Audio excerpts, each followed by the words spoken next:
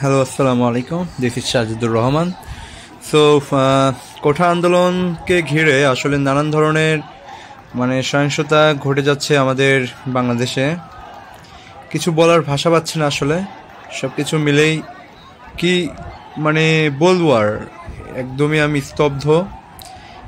বিষয়টা হচ্ছে, একজন সচেতন নাগরিক হিসেবে সবাইকে বুঝতে হবে এবং সব কিছুই মেনে নিতে হবে। আসলে বিষয়টা হচ্ছে, দেশ আমরা কাকে দিব?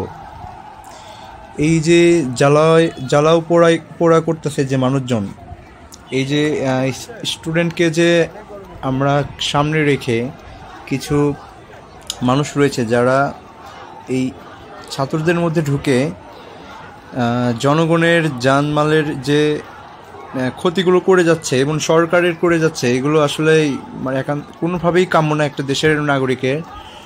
তো আমি মনে করি স্টুডেন্টদের সব দাবি সরকার মেনে নিয়েছে। সো এখন এখান থেকে সরে আসাই ভালো।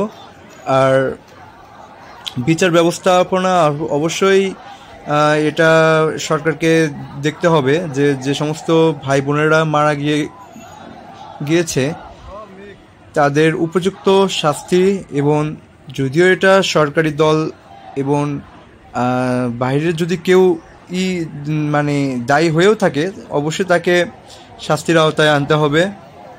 কিন্তু এখানে বিচার ব্যবস্থাপনা করতে হবে নিরপেক্ষভাবে।